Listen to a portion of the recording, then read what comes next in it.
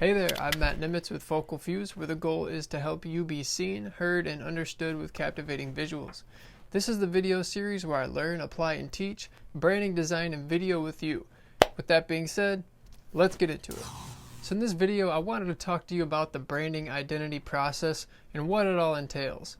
Now everybody's got a different process and everybody's got a different perspective on things, so I'm just going to break down from my perspective what my process is and kind of the guidelines that I follow. So a branding identity includes all the visual elements that make up the brand. So this includes your colors, your type, your design styles, your logo.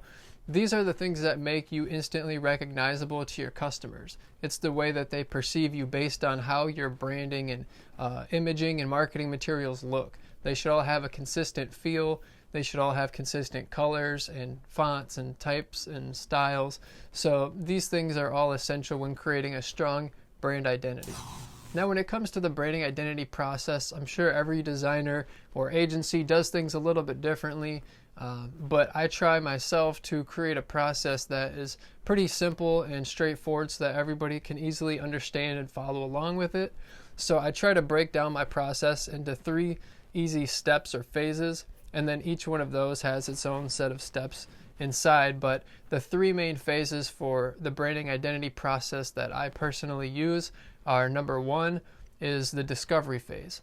This is where we figure out the important questions and we answer those. We look at what pain points that you might have, and then we listen to any preferences that you may have or any previous branding or designs that you used and maybe would like to continue going forward with in a new way. So once we have this initial discovery session where we're going over your goals, pain points, preferences, and hearing about your story and what makes you unique, then we're able to start combining and extracting some of that information for creating a creative brief. And this brief will help the customer and it helps the designer both organize all the thoughts and organize all of the information so that we can take that and begin to implement that into our mood boards and stylescapes and begin to get a direction that we can then present with you before the actual logo part gets designed and before we dive into too many more creative details. In that sense, we like to get a general overview and feel and direction of what route we would like to go before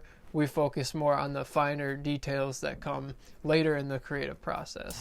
So once we have a lot of that information for the creative brief put together and it makes sense and it's organized, then we can start to get into the proposal where we then get all of those finer details and present it in a way that makes sense.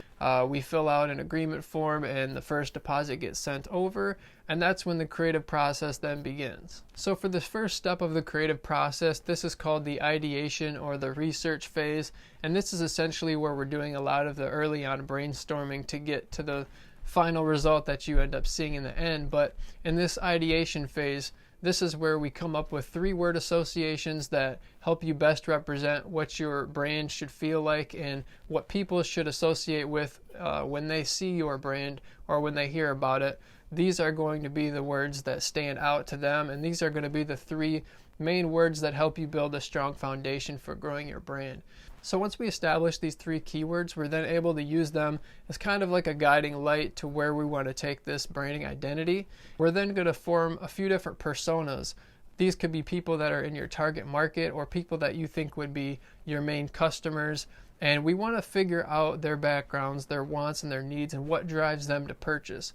And then we want to take all this information and implement it into our designs, into our branding standards, and to everything that we're going to do, because it will have a huge impact on the final result and success. Once we've actually got the personas established, then we begin to create mood boards where we can lay out different visual elements and get a feel for different textures, patterns, different types of color palettes, and things that are going to help drive and really build up the business and the brand altogether.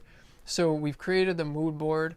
We can then refine those things after we hear feedback from you, and once that's presented, we can then make some different changes and revise that. Then this turns into a stylescape.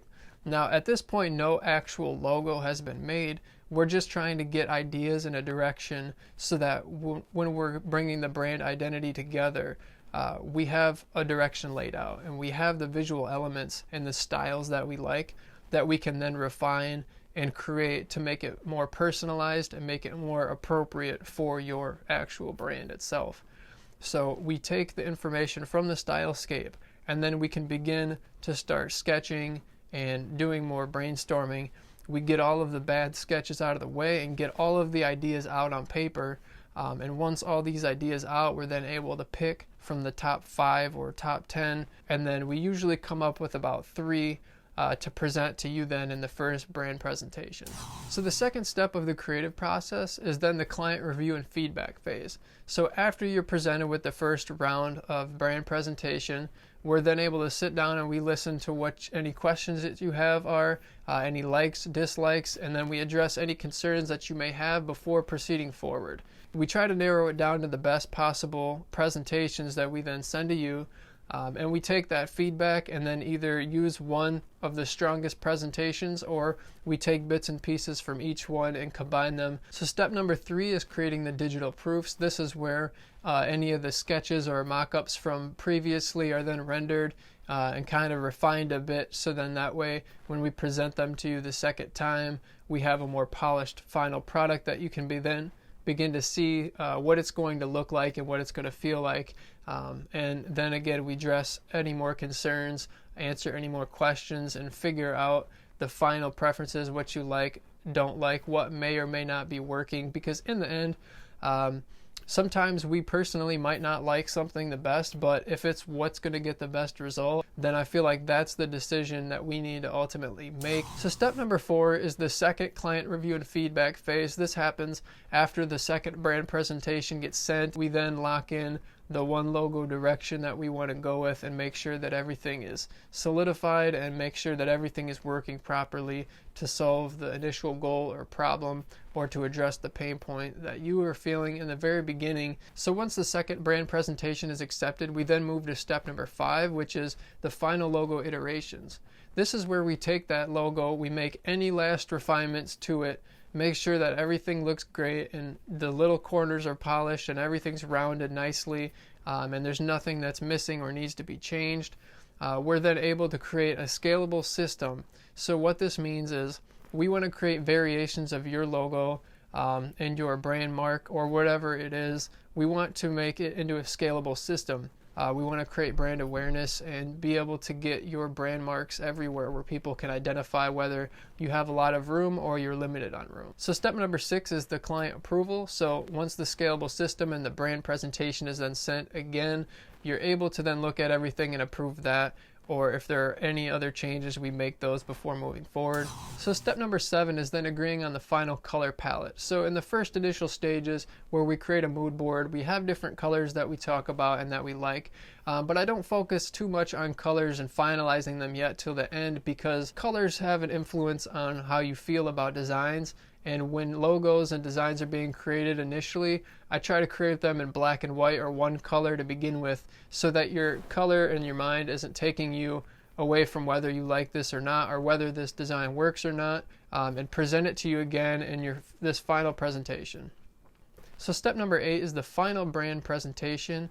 Up to this point, everything has been reviewed and accepted, and this final presentation that gets sent is the revised, polished version of the presentation, where we have the logo in one color, we have full color, we show a breakdown of how the logo was constructed, we show the different color palettes, typefaces, and then we begin to implement and show the scalable system of how the logo works in large spaces and small spaces, how it might look on an app or small favicon for a website, and then we begin to create mock-up marketing materials where you can then look at and see what a t-shirt might look like or what a business card might look like with that logo on it. So once you've received your final brand presentation and everything is looking good, then that takes us to step number 9, which is preparing the deliverables. In this step, the designer is going to get all of your files organized so that you can then use them and implement them later on when needed. So after we've got all of your final deliverables together and prepared in an organized and easy to access folder, then that takes us to step number 10 of the creative process, which is then the final payment and the file transfer. So once we receive the final deposit for the payment, then we promptly send over this zip folder or file to you, and then you're able to then take all of those logos and types and different things that we've created in that package depending on what your project scope was, and then you're able to use those and implement them.